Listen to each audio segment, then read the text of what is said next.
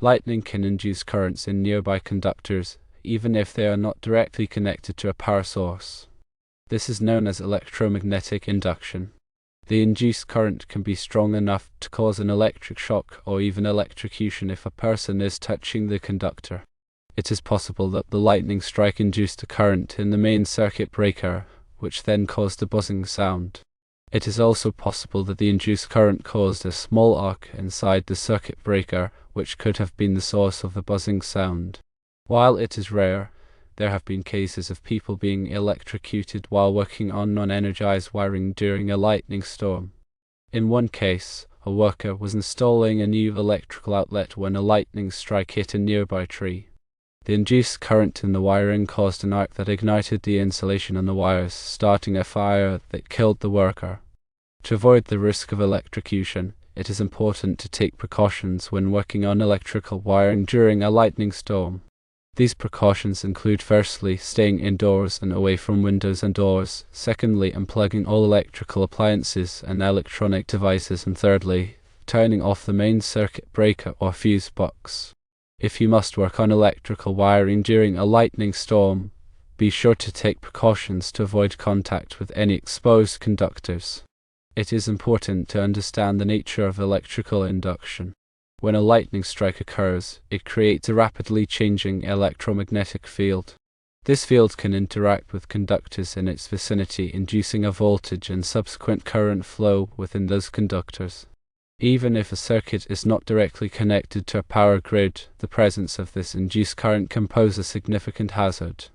The strength of the induced current depends on several factors, including the proximity and intensity of the lightning strike, the length and orientation of the conductor, and the grounding system in place.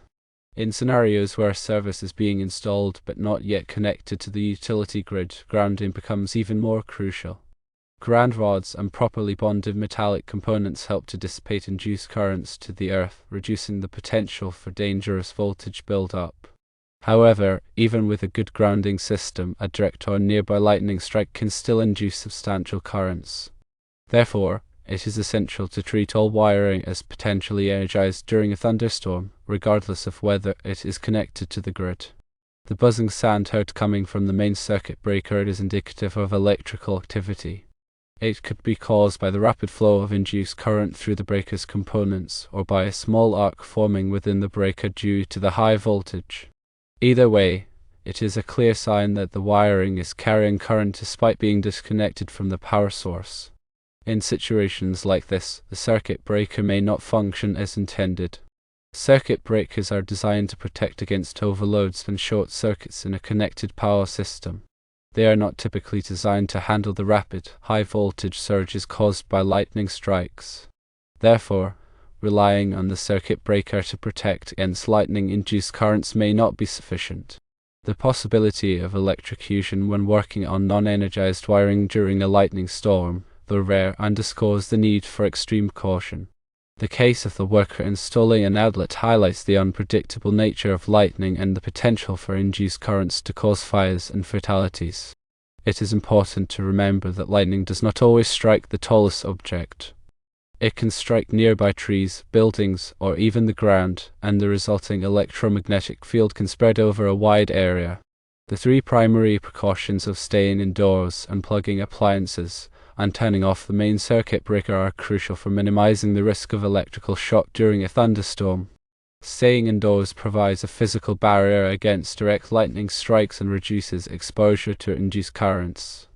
Unplugging appliances disconnects them from the electrical system, preventing them from becoming pathways for induced currents.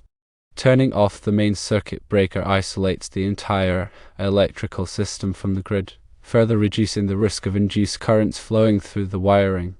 If it is absolutely necessary to work on electrical wiring during a thunderstorm, additional precautions should be taken.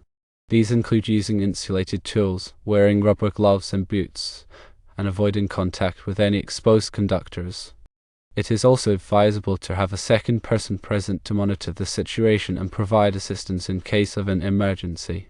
Furthermore, consider investing in surge protection devices for the electrical panel.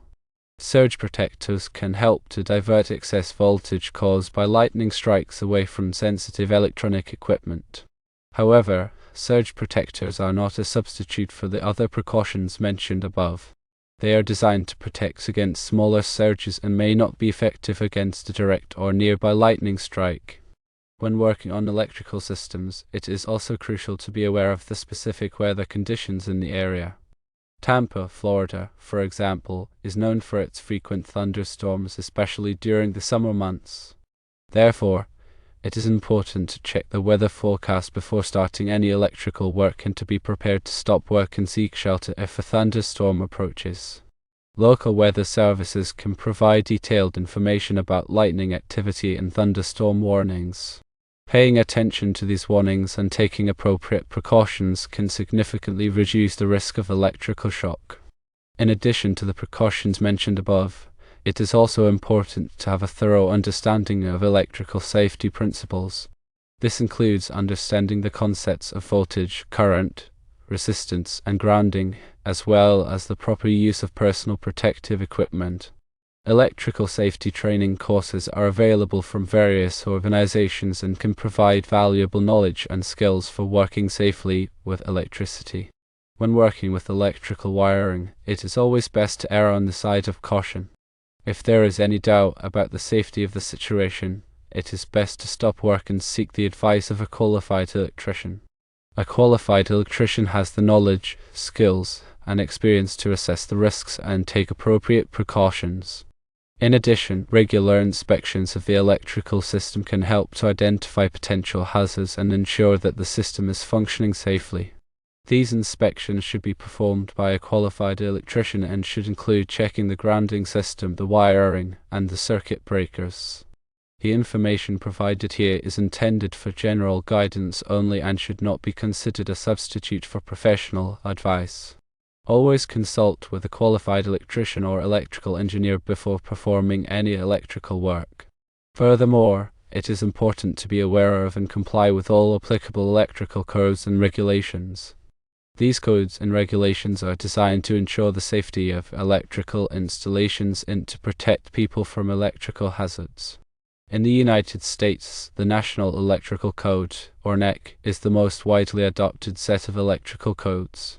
The NEC is updated every 3 years and contains detailed requirements for electrical wiring, equipment, and installations.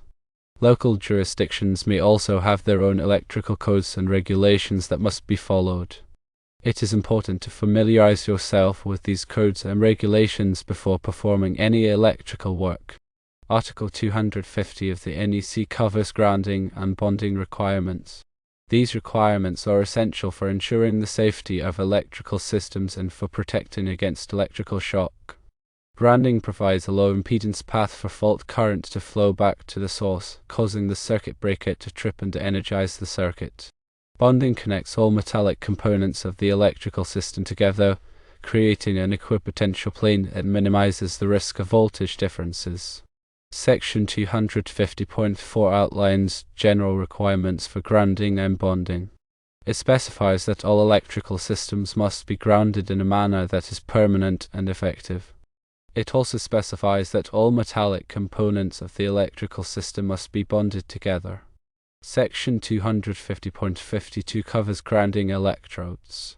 A grounding electrode is a conductor that is used to connect the electrical system to the earth. Common types of grounding electrodes include ground rods, ground plates, and metal underground water pipes. Section 250.104 covers bonding of metal water piping systems. It specifies that metal water piping systems must be bonded to the electrical system to prevent them from becoming energized. Section 250.118 covers types of equipment grounding conductors. An equipment grounding conductor is a conductor that is used to connect the non-current carrying metal parts of equipment to the grounding system. Common types of equipment grounding conductors include wires, cables, and metal raceways. In addition to the general grounding and bonding requirements, the NEC also contains specific requirements for different types of electrical systems. For example, Article 547 covers agricultural buildings. These buildings often have unique grounding and bonding requirements due to the presence of livestock and moisture. Article 550 covers mobile homes and recreational vehicles. These vehicles also have unique grounding and bonding requirements due to their portability and the potential for contact with the earth. Article 680 covers swimming pools, fountains, and similar installations. These installations have strict grounding and bonding requirements due to the high risk of electrical shock. When working on electrical systems, it is important to use the proper tools and equipment. This includes insulated tools, voltage testers, and ground fault circuit interrupters, or GFCIs. Insulated tools protect against electrical shock by preventing contact with energized conductors. Voltage testers are used to verify that a circuit is de-energized before working on it. GFCIs protect against electrical shock by detecting ground faults and interrupting the circuit. GFCIs are required in certain locations such as bathrooms, kitchens, and outdoor areas. Section 210.8 of the NEC covers GFCI protection requirements. It specifies that GFCIs must be installed in all 125-volt, 15 and 20 amp receptacles in dwelling units in locations such as bathrooms, garages, and outdoor areas. The NEC also contains requirements for arc fault circuit interrupters, or ASIs. ASIs protect against fires caused by arcing faults. Arcing faults are dangerous electrical faults that can occur when electricity jumps between two conductors. ASIs are required in certain circuits in dwelling units, such as branch circuits that supply bedrooms. Section 210.12 of the NEC covers ASI protection requirements. It specifies that ASIs must be installed in all branch circuits that supply dwelling unit bedrooms. When selecting electrical equipment, it is important to choose equipment that is listed by a recognized testing laboratory. These laboratories test electrical equipment to ensure that it meets safety standards. Common testing laboratories include Underwriters Laboratories, or UL, and Intertek. UL listing indicates that the equipment has been tested and meets UL safety standards. Intertek listing indicates that the equipment has been tested and meets Intertek safety standards. When installing electrical equipment, it is important to follow the manufacturer's instructions. The manufacturer's instructions provide detailed information about the proper installation and operation of the equipment. Failure to follow the manufacturer's instructions can result in damage to the equipment, electrical shock, or fire. When working on electrical systems, it is important to be aware of the potential hazards and to take appropriate precautions. Electricity can be dangerous and can cause serious injury or death. By following the safety guidelines and electrical codes, you can significantly reduce the risk of electrical shock and fire. Always remember to prioritize safety when working with electricity. The combination of understanding lightning's behavior, employing grounding techniques, adhering to safety protocols, and staying informed about weather conditions forms a robust defense against electrical hazards during storms.